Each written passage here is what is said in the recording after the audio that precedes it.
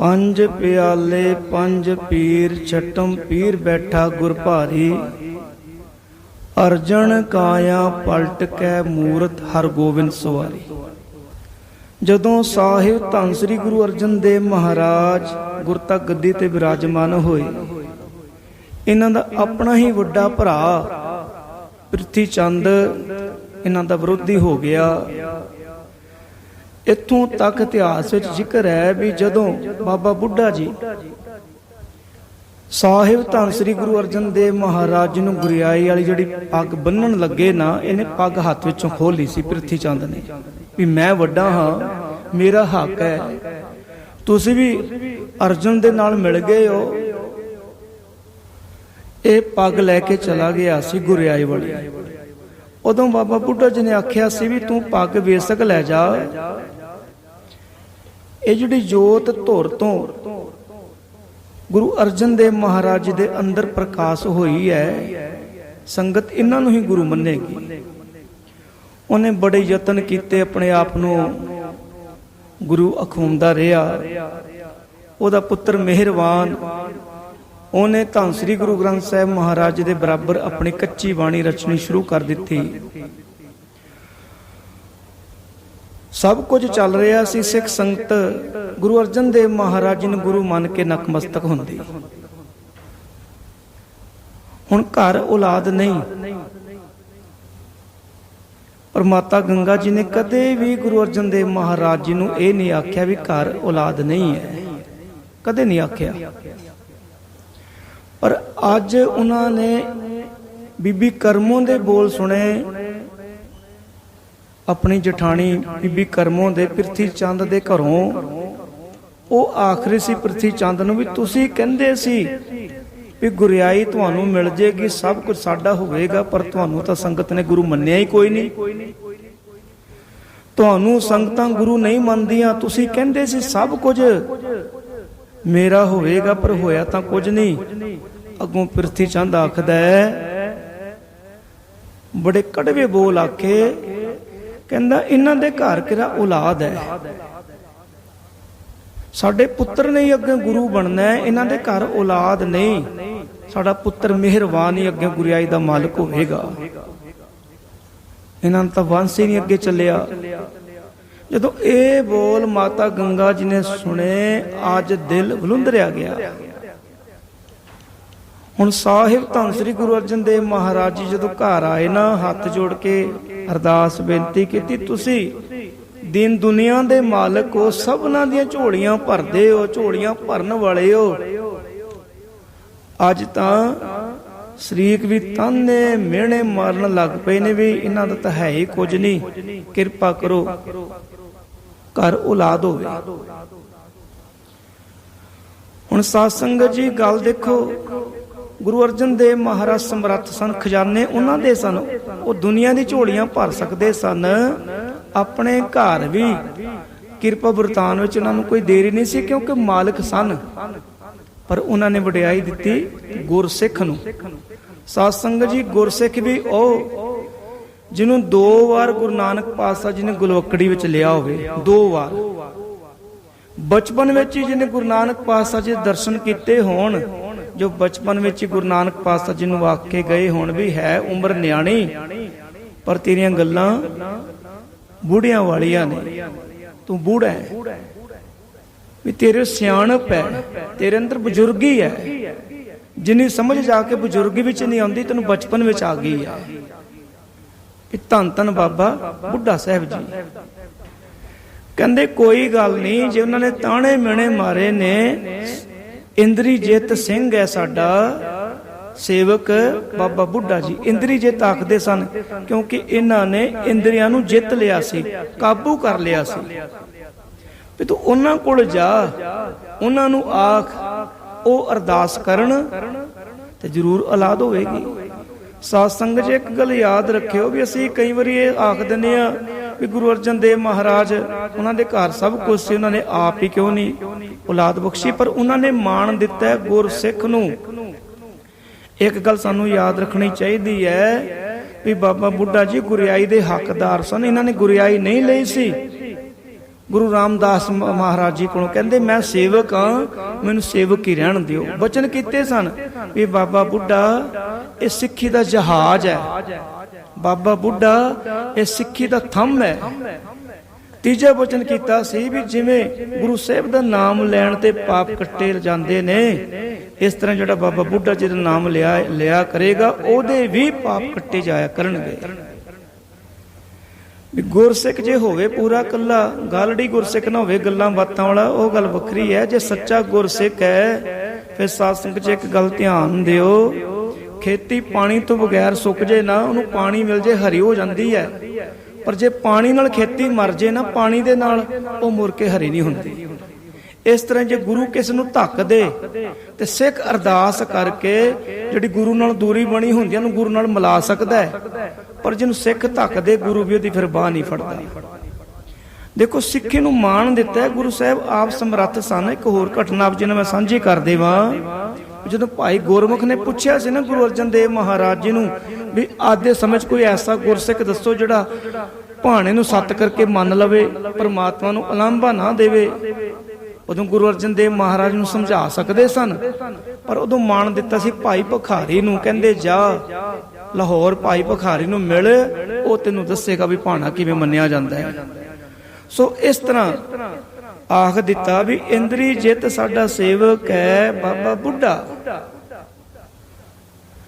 ਜਿਸ ਸਾਨੂੰ ਆਪਾਂ ਅੱਜ ਬੀੜ ਸਾਹਿਬ ਆਖਦੇ ਆ, ਕਿਉਂਕਿ ਗੁਰੂ ਸਾਹਿਬ ਨੇ ਜ਼ਿੰਮੇਵਾਰੀ ਲਾਈ ਸੀ ਵੀ ਤੁਸੀਂ ਖੇਤੀਬਾੜੀ ਵੇਖਣੀ ਹੈ, ਪਸ਼ੂਆਂ ਦੀ ਦੇਖਭਾਲ ਕਰਨੀ ਹੈ, ਅਨਾਜ ਪੈਦਾ ਹੋਵੇ ਗੁਰੂ ਘਰ ਲੰਗਰ ਚੱਲੇ, ਦੁੱਧ ਆਵੇ ਗੁਰੂ ਕੇ ਘਰ ਲੰਗਰ ਵਿੱਚ ਵਰਤਣ ਹੋਵੇ। 7 ਵਚਨ ਕਹਿ ਕੇ ਜਿੱਤੇ ਪਹਿਲਾਂ ਹਰਮੰਦਰ ਸਾਹਿਬ ਸਰੋਵਰ ਦੀ ਸੇਵਾ ਕੀਤੀ, ਹੁਣ ਬਾਬਾ ਬੁੱਢਾ ਬੀੜ ਉੱਥੇ ਜਾ ਕੇ ਵਿਰਾਜੇ ਸੇਵਾ ਕਰ ਰਹੇ ਸਨ।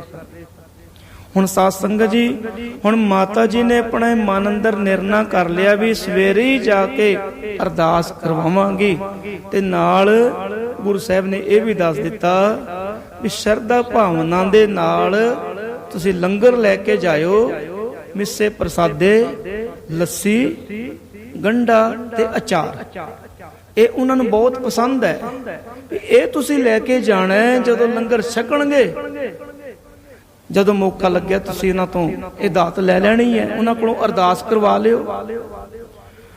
ਹੁਣ ਮਾਤਾ ਜੀ ਗਏ, ਆਪਣੇ ਆਪ ਅੰਮ੍ਰਿਤ ਵੇਲੇ ਉੱਠੇ, ਮਿੱਸੇ ਪ੍ਰਸਾਦੇ ਤਿਆਰ ਕੀਤੇ, ਲੱਸੀ ਰੜਕੀ, ਅਚਾਰ ਤੇ ਗੰਢਾ ਲੈ ਕੇ ਜਦੋਂ ਆਪ ਸਿਰ ਤੇ ਮਿੱਟੀ ਦੀ ਹਾਂਡੀ ਹੈ, ਉਹਦੇ ਤੇ ਲੱਸੀ ਪਾਈ ਹੈ, ਉੱਪਰ ਪ੍ਰਸਾਦੇ ਬੰਨ੍ਹ ਕੇ ਰੱਖੇ ਨੇ, ਅਚਾਰ ਹੈ, ਗੰਢਾ ਹੈ। ਹੁਣ ਮਾਤਾ ਜੀ ਲੈ ਕੇ ਤੁਰੇ ਨੇ। ਤੇ ਇੱਕ ਘਟਨਾ ਹੋਰ ਵੀ ਇਤਿਹਾਸ ਵਿੱਚ ਜ਼ਿਕਰ ਆਉਂਦਾ ਵੀ ਪਹਿਲਾਂ ਵੀ ਮਾਤਾ ਜੀ ਗਏ ਸਨ ਤੇ ਬਾਬਾ ਬੁੱਢਾ ਜੀ ਨੇ ਆਖ ਦਿੱਤਾ ਗੁਰੂ ਕੇ ਮਹਿਲਾਂ ਨੂੰ ਕਿੱਥੇ ਭਾਜਣਾ ਪਈਆਂ ਨੇ, ਪਰ ਮੈਂ ਤੁਹਾਨੂੰ ਜੋ ਅਸਲੀਅਤ ਹੈ ਵੀ ਜਦੋਂ ਪਹੁੰਚੇ ਤੇ ਬਾਬਾ ਬੁੱਢਾ ਜੀ ਜੋ ਉਸ ਵਕਤ ਅੱਸੂ ਦਾ ਮਹੀਨਾ ਸੀ, ਝੋਨੇ ਦੀ ਫਸਲ ਤਿਆਰ ਸੀ, ਵੱਟ ਤੇ ਬੈਠੇ ਸਨ। ਜਦੋਂ ਵੇਖਿਆ ਵੀ ਮਾਤਾ ਜੀ ਤੁਰੇ ਆ ਰਹੇ ਨੇ, ਗੁਰੂ ਕੇ ਮਹਿਲ ਮਾਤਾ ਗੰਗਾ ਜੀ ਆਪ ਬਾਬਾ ਬੁੱਢਾ ਜੀ ਤੁਰੇ ਤੇ ਮਾਤਾ ਜੀ ਦੇ ਜਾ ਕੇ ਜਿੱਥੇ ਝੁੱਕ ਕੇ ਮਾਤਾ ਜੀ ਨੂੰ ਨਮਸਕਾਰ ਕੀਤੀ ਤੇ ਉਹਨਾਂ ਦੇ ਸਿਰ ਤੋਂ ਆਪਣੇ ਆਪ ਹਾਂਡੀ ਲੱਸੀ ਤੇ ਪ੍ਰਸਾਦ ਆਪ ਲਾਏ ਤੇ ਚੌਂਕੜਾ ਮਾਰ ਕੇ ਦਰਖਤ ਹੇਠਾਂ ਬਹਿ ਗਏ। ਤੇ ਬਚਨ ਕੀ ਆਖੇ, ਕਹਿੰਦੇ ਮਾਂ ਪੁੱਤਰ ਦੀ ਭੁੱਖ ਕੇਵਲ ਮਾਂ ਹੀ ਜਾਣ ਸਕਦੀ ਹੈ, ਹੋਰ ਕਿਸ ਨੂੰ ਕੀ ਪਤਾ ਵੀ ਪੁੱਤਰ ਨੂੰ ਕਿੰਨੀ ਭੁੱਖ ਲੱਗੀ ਹੈ। ਮਾਂ ਨੂੰ ਹੀ ਪਤਾ ਹੈ, ਮਾਂ ਹੀ ਜਾਣ ਸਕਦੀ ਹੈ ਪੁੱਤਰ ਨੂੰ ਕੀ ਚੰਗਾ ਲੱਗਦਾ ਹੈ, ਮੇਰਾ ਪੁੱਤਰ ਕੀ ਖਾਂਦਾ ਹੈ, ਕੀ ਉਹਨੂੰ ਪਸੰਦ ਹੈ। ਵੀ ਮਾਂ ਤੋਂ ਵੱਧ ਕੇ ਕੋਈ ਨਹੀਂ ਜਾਣਦਾ। ਮਾਂ ਮੈਨੂੰ ਬੜੀ ਭੁੱਖ ਲੱਗੀ ਹੈ, ਛੇਤੀ ਦੇ ਨਾਲ ਭੋਜਨ ਛਕਾਓ। ਦੇਖੋ ਬਾਬਾ ਬੁੱਢਾ ਜੀ ਕਹਿੰਦੇ ਮਾਂ ਭੋਜਨ ਛਕਾ, ਬੜੀ ਭੁੱਖ ਲੱਗੀ ਹੈ। ਹੁਣ ਮਾਤਾ ਜੀ ਨੇ ਪ੍ਰਸ਼ਾਦੇ ਖੋਲੇ, ਮਿੱਸੇ ਪ੍ਰਸਾਦੇ। ਬਾਬਾ ਬੁੱਢਾ ਦੇਖੋ ਜੋ ਖੇਤਾਂ ਵਿੱਚ ਜ਼ਿਮੀਂਦਾਰਾ ਕਰ ਰਹੇ ਸਨ, ਹੱਥ ਤੇ ਹੀ ਪ੍ਰਸਾਦੇ ਰੱਖ ਲਏ, ਨਾਲ ਮਾਤਾ ਜੀ ਨੇ ਅਚਾਰ ਦਿੱਤਾ ਤੇ ਨਾਲ ਗੰਢਾ ਦਿੱਤਾ, ਲੱਸੀ ਦਾ ਛੰਨਾ ਭਰ ਕੇ ਕੋਲ ਰੱਖ ਦਿੱਤਾ। ਹੁਣ ਬਾਬਾ ਬੁੱਢਾ ਜੀ ਹੁਣ ਬੁਰਕੀ ਤੋੜ ਕੇ ਮੂੰਹ ਵਿੱਚ ਪਾਈ ਤੇ ਆਖਦੇ ਨੇ ਮਾਂ ਭੁੱਖ ਮਿਟ ਗਈ। ਬੜੀ ਭੁੱਖ ਲੱਗੀ ਸੀ, ਇੰਨਾ ਸਵਾਦ ਭੋਜਨ ਵਿੱਚੋਂ ਤੁਸੀਂ ਆਪਣੇ ਹੱਥੀ ਬਣਾ ਕੇ ਲਿਆਇਓ, ਮੇਰੇ ਤਾਂ ਜਨਮਾਂ ਦੀ ਭੁੱਖ ਮਿਟ ਗਈ, ਤ੍ਰਿਪਤੀ ਹੋ ਗਈ। ਤੇ ਉਧਰੋਂ ਮਾਤਾ ਗੰਗਾ ਉਹਨਾਂ ਦੇ ਆਵਾਜ਼, ਉਹਨਾਂ ਦੇ ਬੋਲ ਬਾਬਾ ਬੁੱਢਾ ਜੀ ਦੇ ਕੰਨੇ ਪਈ। ਕਹਿਣ ਲੱਗੇ, ਬਾਬਾ ਜੀ ਹੁਣ ਤਾਂ ਲੋਕ ਤਾਣੇ ਮਿਹਣੇ ਮਾਰਨ ਲੱਗ ਪਏ ਨੇ, ਆਪਣੇ ਸ਼ਰੀਕ ਵੀ ਹੁਣ ਮਿਹਣੇ ਮਾਰਨ ਲੱਗ ਪਏ ਨੇ ਵੀ ਇਹਨਾਂ ਦੇ ਘਰ ਤਾਂ ਔਲਾਦ ਨਹੀਂ, ਇਹਨਾਂ ਦਾ ਤਾਂ ਵੰਸ਼ ਹੀ ਅੱਗੇ ਨਹੀਂ ਵਧਿਆ। ਜਦੋਂ ਇਹ ਬੋਲ ਮਾਤਾ ਗੰਗਾ ਜੀ ਦੇ ਮੂੰਹੋਂ ਸੁਣੇ, ਬਾਬਾ ਬੁੱਢਾ ਜੀ ਨੇ ਹੁਣ ਗੰਢਾ ਹੱਥ ਵਿੱਚ ਰੱਖਿਆ, ਜੋਰ ਕੇ ਮੁੱਕੀ ਦੇ ਨਾਲ ਨੂੰ ਫੇ ਦਿੱਤਾ ਤੇ ਆਖ ਦਿੱਤਾ, ਮਾਂ ਲੋਕ ਪਏ ਆਖਣ ਪਰ ਤੂੰ ਚਿੰਤਾ ਨਾ ਕਰ, ਤੁਹਾਡੇ ਘਰ ਇੱਕ ਯੋਧਾ ਪੁੱਤਰ ਪੈਦਾ ਹੋਵੇਗਾ ਜੋ ਵੈਰੀਆਂ ਦੇ ਦੁਸ਼ਮਣਾਂ ਦੇ ਸਿਰ ਇਸ ਗੰਢੇ ਵਾਂਗੂ ਫੇਕ ਕੇ ਰੱਖ ਦੇਵੇਗਾ ਜਿਵੇਂ ਮੈਂ ਗੰਢੇ ਨੂੰ ਫੇਇਆ ਹੈ। ਆਪਾਂ ਬਚਨ ਹੁਣੇ ਪੜਿਆ ਸੀ ਨਾ, ਦਲ ਭੰਜਨ ਗੁਰ ਸੂਰਮਾ ਬਹੁ ਯੋਧਾ ਵੱਡ ਪਰਉਪਕਾਰੀ, ਵੀ ਤੁਹਾਡੇ ਘਰ ਔਲਾਦ ਹੋਵੇਗੀ, ਪੁੱਤਰ ਹੋਵੇਗਾ। ਮਾਂ ਤੂੰ ਨਿਸ਼ਚਿੰਤ ਹੋ, ਤੂੰ ਘਰ ਜਾ। ਹੁਣ ਇਹ ਬੋਲ, ਇਹ ਬਚਨ, ਇਹ ਅਰਦਾਸ ਬਾਬਾ ਬੁੱਢਾ ਜੀ ਦੇ ਮੁਖੋਂ ਸੁਣ ਕੇ ਮਾਤਾ ਗੰਗਾ ਜੀ ਘਰ ਆਏ। ਦੇਖੋ ਗੁਰੂ ਸਾਹਿਬ ਸਭ ਕੁਝ ਕਰਨ ਦੇ ਸਮਰੱਥ ਸਨ, ਪਰ ਆਪਣੇ ਗੁਰਸਿੱਖ ਨੂੰ ਮਾਣ ਦਿੱਤਾ। ਹੁਣ ਮਾਤਾ ਗੰਗਾ ਨੂੰ ਪੁੱਛਦੇ ਨੇ ਆਪਣੇ ਮਹਿਲਾ ਨੂੰ ਵੀ ਕੀ ਬਚਨ ਆਖੇ ਨੇ। ਹੁਣ ਮਾਤਾ ਗੰਗਾ ਕਹਿਣ ਲੱਗੇ ਵੀ ਉਹਨਾਂ ਨੇ ਆਖਿਆ ਵੀ ਤੁਹਾਡੇ ਘਰ ਔਲਾਦ ਹੋਵੇਗੀ, ਬਹੁਤ ਯੋਧਾ ਤੁਹਾਡੇ ਘਰ ਪੁੱਤਰ ਪੈਦਾ ਹੋਵੇਗਾ। ਦੇਖੋ ਸਮਾਂ ਪਾ ਕੇ ਪੁੱਤਰ ਪੈਦਾ ਹੋਇਆ।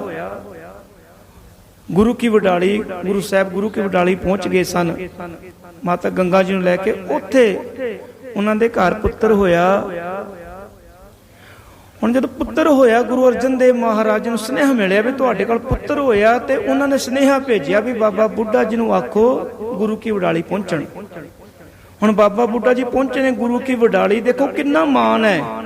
ਜਦੋਂ ਪਹੁੰਚੇ ਧੰਨ ਸ੍ਰੀ ਗੁਰੂ ਅਰਜਨ ਦੇਵ ਮਹਾਰਾਜ ਨੇ ਆਪ ਆਪਣੇ ਹੱਥ ਨਾਲ ਚੁੱਕ ਕੇ ਗੁਰੂ ਹਰਗੋਬਿੰਦ ਪਾਤਸ਼ਾਹ ਜੀ ਨੂੰ ਬਾਲ ਅਵਸਥਾ ਵਿੱਚ ਬਾਬਾ ਬੁੱਢਾ ਜੀ ਦੀ ਝੋਲੀ ਵਿੱਚ ਪਾ ਦਿੱਤਾ। ਆਖਿਆ ਤੁਸੀਂ ਅਰਦਾਸ ਕੀਤੀ ਹੈ ਤੇ ਇਹਨਾਂ ਦਾ ਜਨਮ ਹੋਇਆ। ਹੁਣ ਨਾਮ ਵੀ ਤੁਸੀਂ ਰੱਖਣਾ ਹੈ, ਨਾਮ ਵੀ ਤੁਸੀਂ ਰੱਖੋ। ਹੁਣ ਬਾਬਾ ਬੁੱਢਾ ਜੀ ਨੇ ਆਪਣੇ ਨੇਤਰਾਂ ਦੇ ਨਾਲ ਬਾਲ ਅਵਸਥਾ ਵਿੱਚ ਹਰਗੋਬਿੰਦ ਪਾਤਸ਼ਾਹ ਜੀ ਨੂੰ ਨਿਹਾਰਿਆ ਤੇ ਆਖਿਆ, ਇਹ ਮੇਰਾ ਹਰਗੋਬਿੰਦ ਹੈ, ਇਹ ਮੇਰਾ ਹਰਗੋਬਿੰਦ ਹੈ। ਤੇ ਹਰਗੋਬਿੰਦ ਪਾਤਸ਼ਾਹ ਜੀ ਦਾ ਨਾਮ ਵੀ ਰੱਖਿਆ ਗਿਆ। ਦੇਖੋ ਅਰਦਾਸ ਬਾਬਾ ਬੁੱਢਾ ਜੀ ਤੋਂ ਕਰਵਾਈ, ਪੁੱਤਰ ਪੈਦਾ ਹੋਇਆ, ਬਾਬਾ ਬੁੱਢਾ ਜੀ ਕੋਲੋਂ ਨਾਮ ਰਖਵਾਇਆ। ਸਾਧ ਸੰਗਤ ਜੀ ਗੱਲ ਵਿਸ਼ਵਾਸ ਦੀ ਹੈ। ਉਸ ਅਸਥਾਨ ਤੇ ਜਾ ਕੇ ਵੇਖੋ, ਅੱਜ ਵੀ ਹਜ਼ਾਰਾਂ ਦੀ ਗਿਣਤੀ ਵਿੱਚ ਸਿੱਖ ਸੰਗਤ ਪਹੁੰਚਦੀ ਹੈ, ਜਿਹੜੇ ਸ਼ਰਧਾ ਭਾਵਨਾ ਦੇ ਨਾਲ ਪਹੁੰਚਦੇ ਨੇ, ਅਰਦਾਸਾਂ ਕਰਦੇ ਨੇ, ਕਰਾਉਂਦੇ ਨੇ। ਉਹ ਅੱਜ ਵੀ ਝੋਲੀਆਂ ਭਰ ਕੇ ਆਉਂਦੇ ਨੇ, ਝੋਲੀਆਂ ਅੱਜ ਵੀ ਭਰਦੀਆਂ ਨੇ। ਬਸ ਗੱਲ ਇਹ ਹੈ, ਭਾਵਨਾ ਸਾਡੀ ਹੋਣੀ ਚਾਹੀਦੀ। ਜਿਹੜੇ ਭਾਵਨਾ ਦੇ ਨਾਲ ਸਿੱਖ ਜਾਂਦੇ ਨੇ, ਉਹਨਾਂ ਨੂੰ ਅੱਜ ਵੀ ਮਹਿਸੂਸ ਹੁੰਦਾ ਹੈ ਕਿ ਹੁਣੇ ਬਾਬਾ ਬੁੱਢਾ ਜੀ ਨੇ ਖੇਤਾਂ ਵਿੱਚੋਂ ਬਾਹਰ ਆਣਾ ਹੈ। ਅੱਜ ਵੀ ਮਹਿਸੂਸ ਹੁੰਦਾ ਹੈ, ਅੱਜ ਵੀ ਉਹਨਾਂ ਨੂੰ ਦਰਸ਼ਨ ਹੁੰਦੇ ਨੇ, ਅੱਜ ਵੀ ਉੱਥੇ ਝੋਲੀਆਂ ਭਰੀਆਂ ਜਾਂਦੀਆਂ ਨੇ। ਕੱਲੀ ਮਾਤਾ ਗੰਗਾ ਦੀ ਗੱਲ ਨਹੀਂ, ਅੱਜ ਵੀ ਹਜ਼ਾਰਾਂ ਸਿੱਖ ਸੰਗਤਾਂ ਦੇਸਾਂ ਵਿਦੇਸਾਂ ਤੋਂ ਆ ਕੇ ਉੱਥੇ ਨਕਮਸਤਕ ਹੁੰਦੀਆਂ ਨੇ ਤੇ ਝੋਲੀਆਂ ਭਰ ਕੇ ਆਉਂਦੀਆਂ ਨੇ। ਸੋ ਇਸ ਤਰ੍ਹਾਂ ਨਾਂ ਰੱਖ ਦਿੱਤਾ ਗਿਆ ਵੀ ਮੇਰਾ ਹਰਗੋਬਿੰਦ ਹੈ। ਹੁਣ ਜਦੋਂ ਗੁਰੂ ਸਾਹਿਬ ਥੋੜੇ ਬੜੇ ਹੋਏ, ਬੜੇ ਹੋਣ ਤੋਂ ਬਾਅਦ ਹੁਣ ਇੱਥੇ ਗੁਰੂ ਅਰਜਨ ਦੇਵ ਮਹਾਰਾਜ ਨੂੰ ਆਪਣਾ ਭਰਾ ਮਿਲਿਆ ਮਹਾਦੇਵ। ਹੁਣ ਉਹਨੂੰ ਆਖਦੇ ਨੇ ਵੀ ਹੁਣ ਹਰਗੋਬਿੰਦ ਪਾਤਸ਼ਾਹ ਸਿਖਲਾਈ, ਸ਼ਸਤਰ ਵਿਦਿਆ, ਸ਼ਾਸਤਰ ਵਿਦਿਆ ਕਿਹਨੂੰ ਜ਼ਿੰਮੇਵਾਰੀ ਦਿੱਤੀ ਜਾਏ। ਤੇ ਉਹਨਾਂ ਨੇ ਵੀ ਆਖ ਦਿੱਤਾ ਵੀ ਬਾਬਾ ਬੁੱਢਾ ਜੀ ਤੋਂ ਵੱਧ ਕੇ ਹੋਰ ਕੌਣ ਸ਼ਾਸਤਰ ਤੇ ਸ਼ਸਤਰ ਚ ਵਿਦਵਾਨ ਹੋ ਸਕਦਾ ਹੈ। ਤੇ ਇਹਨਾਂ ਦੀ ਬਚਪਨ ਦੀ ਜਿਹੜੀ ਪੜ੍ਹਾਈ ਹੈ, ਸ਼ਾਸਤਰ ਸ਼ਸਤਰ, ਇਹ ਸਭ ਬਾਬਾ ਬੁੱਢਾ ਜੀ ਨੇ ਕਰਾਈ। ਸੋ ਹਰਗੋਬਿੰਦ ਪਾਤਸ਼ਾਹ ਹੁਣ 11 ਸਾਲ ਦੀ ਉਮਰ ਵਿੱਚ ਗੁਰਗੱਦੀ ਤੇ ਬਿਰਾਜਮਾਨ ਹੋਏ। ਵਡਾਲੀ ਵਿੱਚ ਜਨਮ ਹੁੰਦਾ ਹੈ ਤੇ ਪਿਤਾ ਗੁਰੂ ਅਰਜਨ ਦੇਵ ਮਹਾਰਾਜ ਜੀ ਦੀ, ਸ੍ਰੀ ਗੁਰੂ ਅਰਜਨ ਦੇਵ ਮਹਾਰਾਜ ਜੀ ਲਾਹੌਰ ਵਿੱਚ ਸ਼ਹਾਦਤ ਹੋ ਜਾਂਦੀ ਹੈ 1606 ਵਿੱਚ, 22 ਮਈ 1606। ਉਸ ਵਕਤ ਇਹਨਾਂ ਦੀ ਉਮਰ 11 ਸਾਲ ਦੀ ਹੈ। ਗੁਰਗੱਦੀ ਤੇ ਬੈਠੇ ਮੀਰੀ ਦੀ ਕਿਰਪਾਨ ਬਾਬਾ ਬੁੱਢਾ ਜੀ ਨੇ ਇਹਨਾਂ ਨੂੰ ਪਵਾਈ। ਗੁਰੂ ਅਰਜਨ ਦੇਵ ਮਹਾਰਾਜ ਬਚਨ ਕਰਕੇ ਗਏ ਸਨ ਬਾਬਾ ਬੁੱਢਾ ਜੀ ਨੂੰ ਵੀ ਹੁਣ ਕੱਲੀ ਭਗਤੀ ਦੇ ਨਾਲ ਗੱਲ ਨਹੀਂ ਬਣਨੀ। ਹੁਣ ਭਗਤੀ ਦੇ ਨਾਲ ਸ਼ਕਤੀ ਦਾ ਵੀ ਸੁਮੇਲ ਹੋਣਾ ਚਾਹੀਦਾ ਹੈ, ਵੀ ਭਗਤੀ ਨਾਲ ਗੱਲ ਬਣਨ ਵਾਲੀ ਨਹੀਂ। ਇਹਦੇ ਤੋਂ ਪਹਿਲਾਂ ਕਿਸੇ ਗੁਰੂ ਸਾਹਿਬ ਨੇ ਜੰਗ ਨਹੀਂ ਲੜਿਆ। ਵੀ ਹੁਣ ਭਗਤੀ ਦੇ ਨਾਲ ਸ਼ਕਤੀ, ਮੀਰੀ ਦੇ ਨਾਲ ਪੀਰੀ ਦੀ ਕਿਰਪਾਨ ਵੀ ਹੋਣੀ ਚਾਹੀਦੀ ਹੈ। ਤੇ ਬਾਬਾ ਬੁੱਢਾ ਜੀ ਨੇ ਦੂਜੀ ਕਿਰਪਾਨ ਪੀਰੀ ਦੀ ਵੀ ਪਹਿਨਾ ਦਿੱਤੀ। 2 ਕਿਰਪਾਨਾਂ ਪਹਿਨੀਆਂ। ਅੱਜ ਆਪਾਂ ਉਹਨਾਂ ਨੂੰ ਯਾਦ ਕਰਦੇ ਹਾਂ। ਮੀਰੀ ਪੀਰੀ ਦੇ ਮਾਲਕ ਸਾਹਿਬ ਹਰਗੋਬਿੰਦ ਸਾਹਿਬ ਜੀ। ਫਿਰ ਇਹਨਾਂ ਨੇ ਜਿਹੜੀ ਇੱਕ ਰਚਨਾ ਕੀਤੀ ਹੈ ਸ੍ਰੀ ਅਕਾਲ ਤਖਤ ਸਾਹਿਬ ਦੀ। ਇੱਕ ਦਿੱਲੀ ਦਾ ਤਖਤ ਸੀ ਜਿੱਥੋਂ ਫੈਸਲੇ ਸੁਣਾਏ ਜਾਂਦੇ ਸਨ। ਇਹਨਾਂ ਨੇ ਅਕਾਲ ਤਖਤ ਦੀ ਸਿਰਜਣਾ ਕੀਤੀ ਵੀ ਇਹ ਜਿਹੜਾ ਤਖਤ ਹੈ ਅਕਾਲ ਦਾ ਹੈ, ਪਰਮਾਤਮਾ ਦਾ ਹੈ। ਇੱਥੇ ਪਰਮਾਤਮਾ ਸੱਚ ਹੈ, ਇੱਥੇ ਸੱਚ ਨਿਆਂ ਹੋਵੇਗਾ, ਸੱਚ ਦੀ ਗੱਲ ਆਖੀ ਜਾਵੇਗੀ। ਤੇ ਢਾਡੀ ਵਾਰਾਂ ਢਾਡੀ ਰੱਖੇ ਵੀ ਯੋਧਿਆਂ ਵਿੱਚ ਵੀਰ ਰਸ ਭਰਿਆ ਜਾਏ। ਗੁਰਗੱਦੀ ਤੇ ਬਹਿੰਦੇ ਇਹਨਾਂ ਨੇ ਬਚਨ ਕਰ ਦਿੱਤੇ ਸਨ ਵੀ ਜਿੱਥੇ ਸਿੱਖ ਸੰਗਤਾਂ ਮਾਇਆ ਭੇਟ ਕਰਦੀਆਂ ਨੇ ਉੱਥੇ ਚੰਗੀ ਨਸਲ ਦੇ ਘੋੜੇ, ਸ਼ਸਤਰ ਤੇ ਨੌਜਵਾਨ ਸਾਡੇ ਕੋਲ ਆਓ, ਭਰਤੀ ਹੋ। ਫੌਜ ਰੱਖੀ, 4 ਜੰਗਾਂ ਲੜੀਆਂ। ਗੁਰੂ ਹਰਗੋਬਿੰਦ ਪਾਤਸ਼ਾਹ ਜੀ ਨੇ 4 ਜੰਗਾਂ ਵਿੱਚ ਇਹਨਾਂ ਨੇ ਫਤਿਹ ਪ੍ਰਾਪਤ ਕੀਤੀ। ਕਲਗੀ ਲਾਈ ਇਹਨਾਂ ਨੇ ਵੀ। 4 ਜੰਗਾਂ ਲੜ ਕੇ 4 ਵਿੱਚ ਇਹਨਾਂ ਨੇ ਫਤਿਹ ਕੀਤੀ। ਅਕਾਲ ਤਖਤ ਸਾਹਿਬ ਦੀ ਸਿਰਜਣਾ ਕੀਤੀ ਇਹਨਾਂ ਨੇ, ਜਿਨ੍ਹਾਂ ਦਾ ਆਪਾਂ ਅੱਜ ਦਿਨ ਮਨਾ ਰਹੇ ਆ। ਇਹ ਦੇਖੋ ਬਹੁਤ ਵੱਡੀ ਪ੍ਰਾਪਤੀ ਸੀ ਵੀ ਉਸ ਵਕਤ ਜਿੱਥੇ ਦਿੱਲੀ ਦੀ ਹਕੂਮਤ ਮਨਮਰਜ਼ੀ ਦੇ ਨਾਲ ਆਪਣੇ ਫੈਸਲੇ ਸੁਣਾ ਰਹੀ ਸੀ, ਆਪਣੇ ਤਖਤ ਤੋਂ ਅਕਾਲ ਤਖਤ ਦੀ ਸਿਰਜਣਾ ਕਰ ਦਿੱਤੀ। ਜਦੋਂ ਇਸ ਗੱਲ ਦਾ ਪਤਾ ਜਹਾਂਗੀਰ ਨੂੰ ਲੱਗਾ, ਮਨ ਅੰਦਰ ਘਬਰਾਹਟ ਪੈਦਾ ਹੋ ਗਈ। ਕਿਉਂਕਿ ਵਿਰੋਧੀਆਂ ਨੇ ਕੰਨ ਭਰਨੇ ਸ਼ੁਰੂ ਕਰ ਦਿੱਤੇ ਵੀ ਤੂੰ ਇਹਨਾਂ ਦੇ ਪਿਤਾ ਨੂੰ ਤੱਤੀ ਤਵੀ ਤੇ ਬਿਠਾ ਕੇ ਸ਼ਹੀਦ ਕੀਤਾ ਹੈ। ਇਹਨਾਂ ਨੇ ਫੌਜ ਰੱਖਣੀ ਸ਼ੁਰੂ ਕਰ ਦਿੱਤੀ ਹੈ। ਹੁਣ ਉਹ ਦਿਨ ਦੂਰ ਨਹੀਂ ਜਦੋਂ ਇਹਨਾਂ ਨੇ ਤੇਰੇ ਤੋਂ ਤਖਤ ਤੇਰਾ ਖੋਹ ਲੈਣਾ ਹੈ। ਆਖਰ ਹਰਗੋਬਿੰਦ ਪਾਤਸ਼ਾਹ ਜੀ ਨੂੰ ਵੀ ਗ੍ਰਿਫਤਾਰੀ ਦਾ ਹੁਕਮ ਸੁਣਾਇਆ ਗਿਆ। ਆਪਾਂ ਜਾਣਦੇ ਹਾਂ ਗਵਾਲੀਅਰ ਦੇ ਕਿਲੇ ਵਿੱਚ ਕੈਦ ਕੀਤਾ ਗਿਆ ਗੁਰੂ ਹਰਗੋਬਿੰਦ ਪਾਤਸ਼ਾਹ ਜੀ ਨੂੰ। ਹੁਣ ਸਿੱਖ ਸੰਗਤ ਦੇ ਮਨ ਅੰਦਰ ਡਰ ਪੈਦਾ ਹੋ ਗਿਆ, ਖਦਸ਼ਾ ਪੈਦਾ ਹੋ ਗਿਆ ਵੀ ਕਿਤੇ ਗੁਰੂ ਅਰਜਨ ਦੇਵ ਮਹਾਰਾਜ ਜੀ ਵਾਲਾ ਸਾਕਾ ਨਾ ਕਿਤੇ ਵਰਤ ਜੇ। ਹੁਣ ਸਿੱਖ ਸੰਗਤ ਨੇ ਜਾਣਾ, ਕਿਲੇ ਦੀਆਂ ਪਰਿਕਰਮਾ ਕਰਨੀਆਂ। ਜਿਹੜੀ ਆਪਾਂ ਪ੍ਰਭਾਤ ਫੇਰੀ ਆਪਾਂ ਅੰਮ੍ਰਿਤ ਵੇਲੇ ਕੱਢਦੇ ਆ ਨਾ, ਇਹ ਪ੍ਰਭਾਤ ਫੇਰੀ ਬਾਬਾ ਬੁੱਢਾ ਜੀ ਤੇ ਹੋਰ ਗੁਰਸਿੱਖਾਂ ਨੇ ਉਸ ਵਕਤ ਪ੍ਰਭਾਤ ਫੇਰੀ ਰੂਪ ਵਿੱਚ ਜਾ ਕੇ ਕਿਲੇ ਦੀ ਪਰਿਕਰਮਾ ਕਰਦੇ ਸਨ। ਉੱਥੋਂ ਹੀ ਸ਼ੁਰੂਆਤ ਹੋਈ ਹੈ। ਪਰਿਕਰਮਾ ਕਰਨੀਆਂ, ਮੱਥਾ ਟੇਕਣੀਆਂ, ਮੱਥਾ ਟੇਕ ਕੇ ਵਾਪਸ ਮੁੜ ਆਉਣਾ ਸਿੱਖ ਸੰਗਤਾਂ ਨੇ। ਉਧਰ ਸਾਈਂ ਮੀਆਂ ਮੀਰ ਮਿਲਦਾ ਹੈ, ਉਹਨੇ ਹਰਮੰਦਰ ਸਾਹਿਬ ਦੀ ਨੀਂਹ ਰੱਖੀ ਗੁਰੂ ਅਰਜਨ ਦੇਵ ਮਹਾਰਾਜ ਜੀ ਦੀ ਛਤਰ ਛਾਇਆ ਹੇਠ। ਗੁਰੂ ਅਰਜਨ ਦੇਵ ਮਹਾਰਾਜ ਨੂੰ ਤੱਤੀ ਤਵੀ ਤੇ ਅੱਖਾਂ ਉਹਨੇ ਤਸੀਹੇ ਸਹਿੰਦੇ ਆਪਣੇ ਅੱਖਾਂ ਦੇ ਨਾਲ ਵੇਖਿਆ। ਅੱਜ ਜਦੋਂ ਉਹਨੂੰ ਪਤਾ ਲੱਗਾ ਵੀ ਜਹਾਂਗੀਰ ਨੇ ਹਰਗੋਬਿੰਦ ਪਾਤਸ਼ਾਹ ਜੀ ਨੂੰ ਗ੍ਰਿਫਤਾਰ ਕਿਲੇ ਵਿੱਚ ਕਰ ਲਿਆਂਦਾ ਹੈ, ਉਹ ਪਹੁੰਚਿਆ ਕਿਉਂਕਿ ਜਹਾਂਗੀਰ ਦੀ ਸਭ ਤੋਂ ਛੋਟੀ ਬੇਗਮ ਉਹਨੇ ਸੰਥਿਆ ਬਚਪਨ ਚ ਕੁਰਾਨ ਸਾਈਂ ਮੀਆਂ ਮੀਰ ਜੀ ਕੋਲੋਂ ਪੜ੍ਹੀ ਸੀ, ਉਹਨਾਂ ਦੀ ਸ਼ਾਗਿਰਦ ਸੀ। ਉਧਰ ਜਹਾਂਗੀਰ ਰੱਬ ਨੇ ਬਿਮਾਰ ਹੋ ਗਿਆ, ਬੜੇ ਵੈਦ ਹਕੀਮਾਂ ਨੂੰ ਬੁਲਾਇਆ ਗਿਆ, ਉਹਦਾ ਦੁੱਖ ਦੂਰ ਨਾ ਹੋਵੇ, ਬਿਮਾਰੀ ਖਤਮ ਨਾ ਹੋਵੇ। ਮੰਜੇ ਤੇ ਪੈ ਗਿਆ। ਹੁਣ ਆਪਣੀ ਘਰ ਵਾਲੀ ਬੇਗਮ ਨੂੰ ਆਖਦਾ ਵੀ ਸਾਈਂ ਮੀਆਂ ਮੀਰ ਨੂੰ ਬੁਲਾ, ਮੇਰੇ ਲਈ ਦੁਆ ਕਰ ਦੇਣ, ਅਰਦਾਸ ਕਰ ਦੇਣ ਤੇ ਮੇਰਾ ਦੁੱਖ ਦੂਰ ਹੋ ਜੇ। ਸਾਈਂ ਮੀਆਂ ਮੀਰ ਜੀ ਪਹੁੰਚੇ ਸਨ। ਜਦੋਂ ਜਹਾਂਗੀਰ ਦੇ ਸਾਹਮਣੇ ਬੇਗਮ ਲੈ ਕੇ ਗਈ ਤੇ ਸਾਈਂ ਜੀ ਨੇ ਇੱਕ ਗੱਲ ਆਖੀ ਵੀ ਜਹਾਂਗੀਰ ਤੇਰਾ ਰੋਗ ਠੀਕ ਨਹੀਂ ਹੋ ਸਕਦਾ, ਮੈਂ ਤੇਰੇ ਲਈ ਦੁਆ ਕਰਾਂ ਤਾਂ ਵੀ ਤੂੰ ਠੀਕ ਨਹੀਂ ਹੋ ਸਕਦਾ। ਤੂੰ ਪਹਿਲਾਂ ਹੀ ਬਹੁਤ ਵੱਡਾ ਗੁਨਾਹ ਕੀਤਾ ਹੈ। ਖੁਦਾ ਦੀ ਮੂਰਤ ਗੁਰੂ ਅਰਜਨ ਦੇਵ ਮਹਾਰਾਜ ਨੂੰ ਤੱਤੀ ਤਵੀ ਤੇ ਤੂੰ ਬਿਠਾ ਕੇ ਸ਼ਹੀਦ ਕਰ ਦਿੱਤਾ ਹੈ। ਹੁਣ ਅੱਗੇ ਖੁਦਾ ਦੀ ਮੂਰਤ ਹਰਗੋਬਿੰਦ ਪਾਤਸ਼ਾਹ ਜੋ ਬੇਕਸੂਰ ਨੇ ਉਹਨਾਂ ਨੂੰ ਕਿਲੇ ਵਿੱਚ ਨਜ਼ਰਬੰਦ ਕੀਤਾ ਹੈ। ਤੂੰ ਠੀਕ ਨਹੀਂ ਹੋ ਸਕਦਾ, ਤੂੰ ਤਾਂ ਹੀ ਠੀਕ ਹੋਵੇਂਗਾ ਜਦੋਂ ਉਹਨਾਂ ਦੇ ਚਰਨਾਂ ਤੇ ਜਾ ਕੇ ਨਤਮਸਤਕ ਹੋਵੇਂਗਾ। ਉਹ ਤੇਰੇ ਲਈ ਦੁਆ ਕਰਨ ਤੇ ਤੂੰ ਠੀਕ ਹੋ ਸਕਦਾ, ਤੇਰਾ ਰੋਗ ਠੀਕ ਹੋ ਸਕਦਾ ਹੈ। ਨਹੀਂ ਤਾਂ ਕੋਈ ਦੁਨੀਆ ਦਾ ਵੈਦ ਹਕੀਮ ਮਹਾਂਪੁਰਸ਼ ਤੇਰੇ ਲਈ ਭਾਵੇਂ ਅਰਦਾਸਾਂ ਕਰੇ, ਵਧੀਆ ਤੋਂ ਵਧੀਆ ਦਵਾਈ ਤੈਨੂੰ ਖਿਲਾਈ ਜਾਏ, ਤੂੰ ਰੋਗ ਤੋਂ ਮੁਕਤ ਨਹੀਂ ਹੋ ਸਕਦਾ। ਕਹਿੰਦੇ ਫਿਰ ਜਹਾਂਗੀਰ ਕਿਲੇ ਵਿੱਚ ਗਿਆ। ਜਾ ਕੇ ਹਰਗੋਬਿੰਦ ਪਾਤਸ਼ਾਹ ਜੀ ਨੂੰ ਆਖਦਾ ਮੇਰੇ ਤੋਂ ਬਹੁਤ ਵੱਡੀ ਭੁੱਲ ਹੋਈ ਹੈ, ਮੈਂ ਤੁਹਾਨੂੰ ਆਜ਼ਾਦ ਕਰਨਾ ਚਾਹੁੰਦਾ, ਮੇਰੇ ਲਈ ਅਰਦਾਸ ਕਰੋ ਮੈਂ ਠੀਕ ਹੋ ਜਾ। ਗੁਰੂ ਸਾਹਿਬ ਨੇ ਆਖਿਆ ਵੀ ਤੂੰ ਠੀਕ ਹੋ ਜਾਏਗਾ, ਪਰ ਇਹ ਪਾਪ ਕਰਨੇ ਛੱਡ, ਮਾੜੇ ਕਰਮ ਕਰਨੇ ਛੱਡ, ਖੁਦਾ ਤੋਂ ਡਰ ਜਿਹਨੇ ਤੈਨੂੰ ਬਾਦਸ਼ਾਹੀ ਦਿੱਤੀ ਹੈ। ਹੁਣ ਗੁਰੂ ਸਾਹਿਬ ਨੂੰ ਆਖਦਾ ਵੀ ਤੁਸੀਂ ਆਜ਼ਾਦ ਹੋ, ਤੁਸੀਂ ਜਾ ਸਕਦੇ ਹੋ। ਜਹਾਂਗੀਰ ਨੇ ਫਰਮਾਨ ਜਾਰੀ ਕਰ ਦਿੱਤਾ, ਜਿਹੜੇ 52 ਰਾਜੇ 22 ਧਾਰ ਦੇ ਜਿਹੜੇ ਰਾਜੇ ਜੋ ਬਾਅਦ ਵਿੱਚ ਵਿਰੋਧੀ ਬਣੇ, ਇਹਨਾਂ ਦੇ ਬਜ਼ੁਰਗ ਸਨ, ਉਹਨਾਂ ਵਿੱਚ ਕੁਝ 52 ਰਾਜਿਆਂ ਨੂੰ ਕੈਦ ਕੀਤਾ ਹੋਇਆ ਸੀ। ਸਾਰਿਆਂ ਦੇ ਮਨ ਅੰਦਰ ਚਿੰਤਾ ਪੈਦਾ ਹੋ ਗਈ ਵੀ ਤੁਹਾਡੇ ਕਰਕੇ ਸਾਡਾ ਮਨ ਲੱਗਿਆ ਸੀ, ਪਰਮੇਸ਼ਰ ਦੇ ਨਾਲ ਜੁੜ ਗਏ ਸਾਂ, ਰਾਜ ਭਾਗ ਖੁਸ਼ ਜਾਣ ਦਾ ਵੀ ਦੁੱਖ ਨਹੀਂ ਸੀ ਸਾਨੂੰ, ਪਰ ਤੁਸੀਂ ਚੱਲਿਓ, ਸਾਨੂੰ ਛੱਡ ਕੇ ਨਾ ਜਾਓ। ਹਰਗੋਬਿੰਦ ਪਾਤਸ਼ਾਹ ਜੀ ਦੇਖੋ, ਸਿੱਖ ਆਪਣੇ ਗੁਰਸਿੱਖਾਂ ਨੂੰ ਪਿਆਰ ਕਰਨ ਵਾਲੇ, ਉਹਨਾਂ ਨੇ ਜਹਾਂਗੀਰ ਨੂੰ ਸੁਨੇਹਾ ਭੇਜਿਆ ਕਿ ਅਸੀਂ ਇਕੱਲਿਆਂ ਨੇ ਆਜ਼ਾਦ ਨਹੀਂ ਹੋਣਾ। ਜਿਹੜੇ ਤੂੰ 52 ਰਾਜੇ ਨਾਲ ਕੈਦ ਕੀਤੇ ਜੋ ਬੇਕਸੂਰ ਨੇ, ਇਹਨਾਂ ਦਾ ਰਾਜ ਭਾਗ ਇਹਨਾਂ ਨੂੰ ਦੇ, ਇਹਨਾਂ ਨੂੰ ਆਜ਼ਾਦ ਕਰੇਗਾ ਤੇ ਅਸੀਂ ਬਾਹਰ ਜਾਵਾਂਗੇ। ਜਹਾਂਗੀਰ ਬੜਾ ਚਲਾਕ ਸੀ, ਕਹਿੰਦਾ ਜਿਹੜਾ ਵੀ ਤੁਹਾਡਾ ਪੱਲਾ ਫੜ ਕੇ ਲੰਘ ਜਾਏਗਾ, ਤੁਹਾਡਾ ਦਾਮਨ ਫੜ ਕੇ ਲੰਘ ਜਾਏਗਾ, ਉਹਨੂੰ ਮੈਂ ਆਜ਼ਾਦ ਕਰ ਦਾਂਗਾ। ਦੇਖੋ ਸਾਡੀ ਆਪਣੀ ਚਤਰਾਈ ਹੈ, ਅਸੀਂ ਆਪਣੀ ਸਿਆਣਪ ਵਰਤਦੇ ਆ, ਪਰ ਗੁਰੂ ਅੱਗੇ ਚਤਰਾਈ ਥੋੜਾ ਚੱਲਦੀ ਹੈ, ਉੱਥੇ ਸਿਆਣਪ ਥੋੜਾ ਚੱਲਦੀ ਹੈ। ਉਹ ਤਾਂ ਘਟ ਘਟ ਕੇ ਅੰਤਰ ਕੀ ਜਾਣਤ, ਭਲੇ ਬੁਰੇ ਕੀ ਪੀਰ ਪਛਾਨਤ। ਜਹਾਂਗੀਰ ਨੇ ਚਲਾਕੀ ਖੇਡੀ, ਪਰ ਗੁਰੂ ਸਾਹਿਬ ਨੇ 52 ਕਲੀਆਂ ਵਾਲਾ ਚੋਲਾ ਸਵਾਇਆ ਤੇ ਰਾਜੇ ਨੂੰ ਆਖਿਆ ਵੀ ਤੁਸੀਂ ਇੱਕ ਇੱਕ ਨੇ ਮੇਰੀ ਕਲੀ ਫੜਨੀ ਹੈ।